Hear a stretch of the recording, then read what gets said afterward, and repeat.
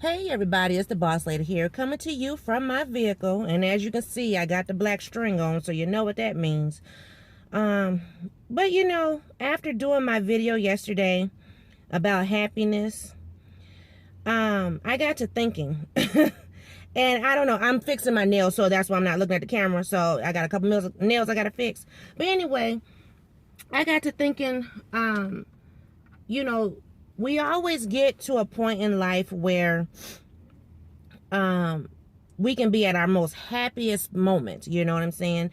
Whether it's the birth of a child, getting married, seeing our loved ones doing great in school. By the way, Miss Peanut got straight A's, y'all, for third quarter, so super excited about that. But we always have these ups, but a lot of times people don't talk about the downs. And so even though, yes, I posted a video yesterday about, being so high up on the clouds and, just boss man, this, that, those, and the fifth, I still want to come back with another video in reference to not being so happy, you know what I'm saying? Or life-changing events where it just, it takes you to another place. Not so much, not like depression or mental illness. I'm not speaking of that. But just, how some days you have an off day.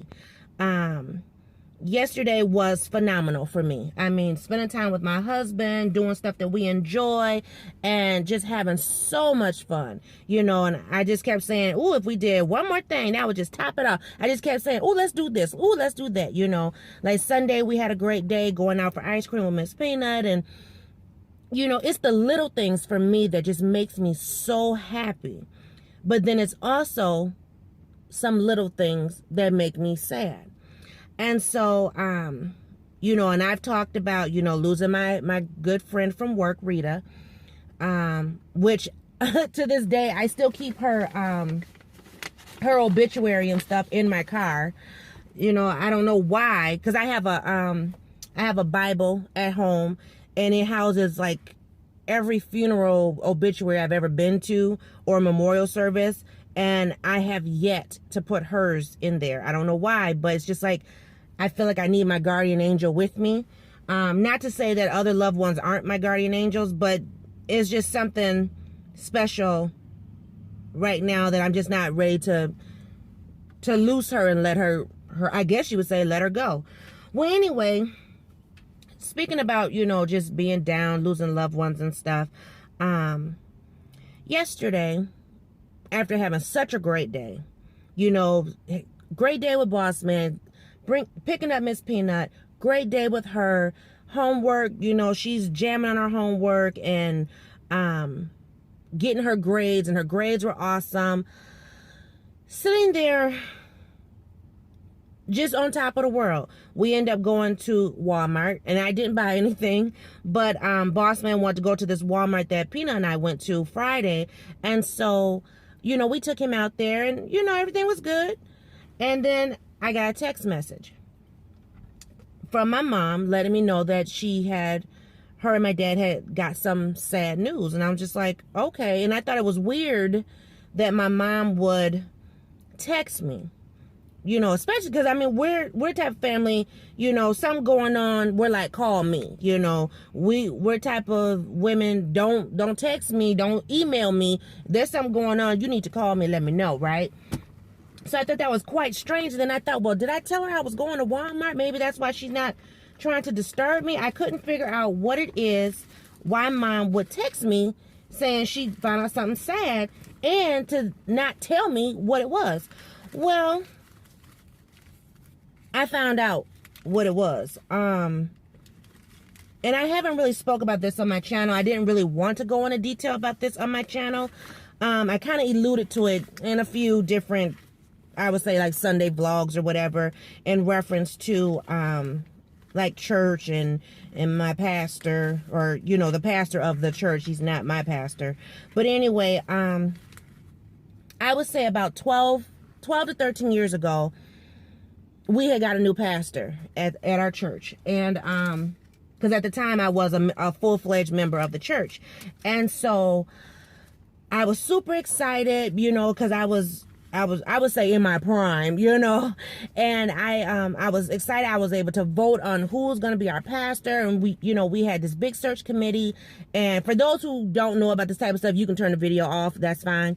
But for those who do go to church and know about search committees and pastors and things like that, stay tuned.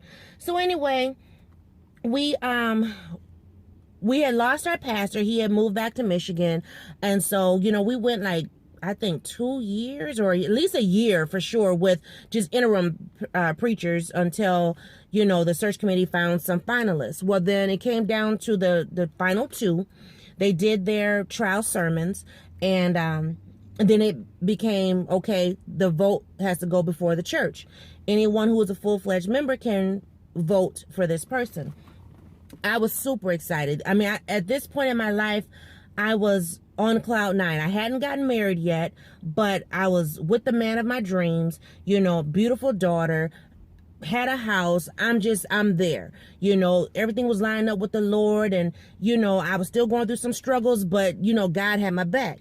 So I was excited to make my vote. And I told my mom, I said, this the one we need to vote for. So the one that I voted for, he won. Phenomenal preacher. He was from Texas.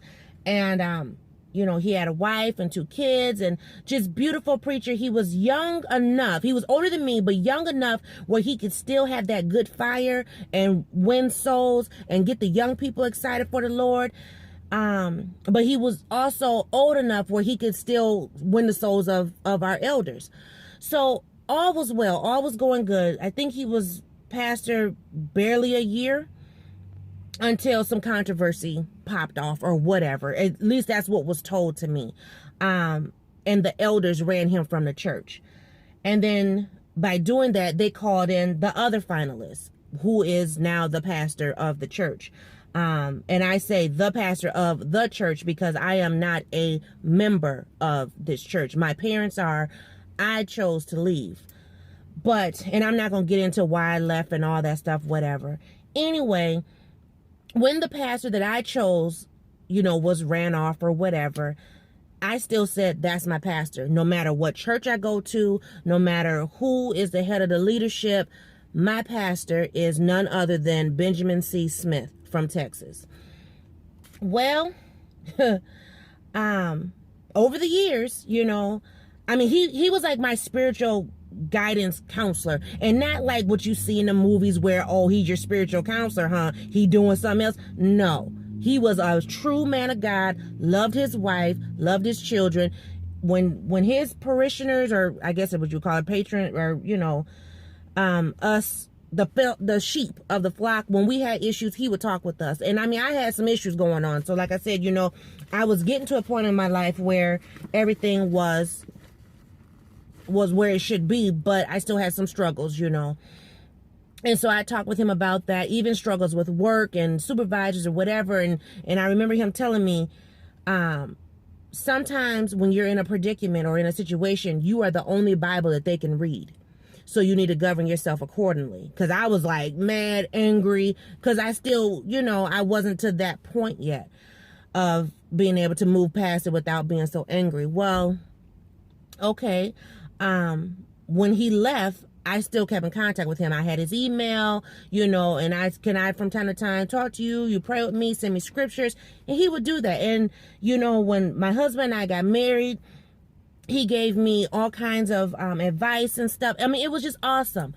When I had my daughter, when I had Peanut, I told him to struggle. I was ashamed of it, and I'm not ashamed to tell anybody my struggle. And he was like, you got a beautiful daughter, that's a testimony. So long story short, the bad news that I got from my mom was my pastor had been killed in a head-on collision. But the part that hurts, I know where his soul lies, and I know with my faith I will see him again.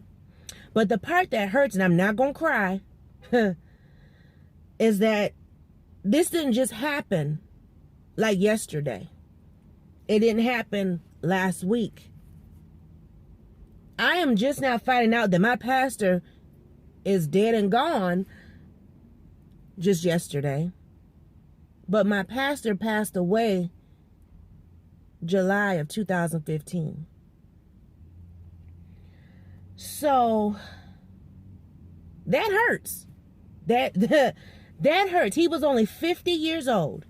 And I'm just like, are you serious?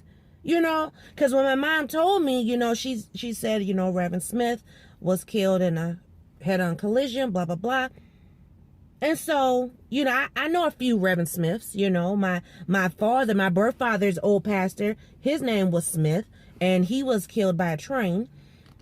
My brother-in-law, he's a Smith, but he's well and fine, you know what I'm saying? So I'm like, there can only be one other Smith, which is my pastor.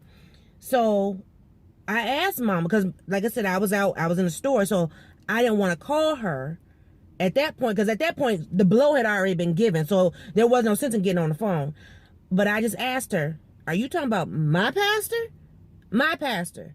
The one that, yeah, my pastor? And it took Mom about 10 minutes, and she finally responded, yeah. And I was like, oh my God. Literally, I broke down in the middle of Walmart, y'all. Y'all know Boss Lady cry baby in a minute. I cried so hard. I had to find a place to sit down. Now, Boss Man Peanut, they all through the store doing whatever. And so, like I said, I went from being high up in the clouds yesterday. I mean, cloud nine, silver lining, the world is great, to my world crashing. And not so much that, you know, oh, I just want to be a Debbie Downer. It was that, you know, I love this man as my spiritual counselor. You know, he was a wonderful person. You know, you often think, you know, you got all these little knuckleheads running around here and they alive and well. But then you have someone with such a great spirit like Pastor Smith or my friend Rita, shoot, my father and my mother-in-law, they're gone. And it's just like, are you kidding me? So I don't want people to think that, you know, everything's all hunky-dory. Everything is just all great. You're always up. You're always happy. You're always smiling. Because sometimes you do get hit with some blows, you know, where it does bring you down. And so it took me a minute. It took me a while to kind of get myself together. Because, I mean, I was in Walmart bawling. And then I had to start praying. I asked my mom that, you know, what city in Texas? Because, you know, Texas is huge. What city? She said Austin. I said, okay. And so I immediately Googled it. And sure enough, first story, boom. You know, and I was like, oh my gosh. And then when I got home, of course, I cried again. And then I looked up his obituary and I found his obituary right there. And I'm just like, wow. You know, and then someone had alluded to he's on YouTube. And I was like, wait a minute, my pastor? He had came back to Minnesota back, 3 years ago? And he preached in St. Paul. And the church he preached at, they videoed him. And I'm so happy. You know, a lot of people don't like to be recorded or whatever. But I'm so happy. And at first I kept saying, is that my pastor? You know, I'm looking because the quality wasn't that great. So I'm looking like, is it my pastor? I mean, it sounded like him, but I'm not sure. But then there was always a phrase that he used after every scripture. And it was, the grass withers, the flower fades, but the word of our God shall stand forever. And when he said that, there was no doubt that was my pastor. I was just like, wow. So I sat and I listened to the sermon. It was like 44 minutes or so. And, you know, then as I was listening, I could pick up key things that he would say at church. And I was just like, wow, you know, he's gone. So I shared it with my mom and my dad and, you know, and they listened to him. And she said, it's amazing to hear his voice after all these years, you know. And I'm like, yeah, for real, it is, you know. And so it just, like I said, to be so happy and then to get a blow like that, it kind of just threw me for a loop. But, you know, God is still good. You know, regardless if I'm hurting and I'm sad, you know, God is still good. And I love him. You know, I love Pastor Smith, and I miss his wife and his kids, because, you know, she was an awesome woman of faith. She always, she had a smile on her face and was very nice to us. And, you know, it was just a wonderful time that we had with that family. And so my heart goes out to the Smith family, because I know that just had to be devastating. My God. You know, you always think about when people pass away, were they ready? And I know he was ready. Like, even in the sermon. Now, mind you, he did that sermon in 2013 and he died 2015. But you could tell in his sermon, he was ready. When his name was called, he was ready. And so with that, that gives me peace. That gives me hope. And it gives me love. And so I just said all that to say, you know, don't always think that YouTube is a happy place. Don't always think that, you know, what you see is how things are. You know, there are some dark days. There are some lonely days. There's some crying days. There's some sad days, you know. And I probably won't vlog no more the rest of this week, because I am in mourning, you know.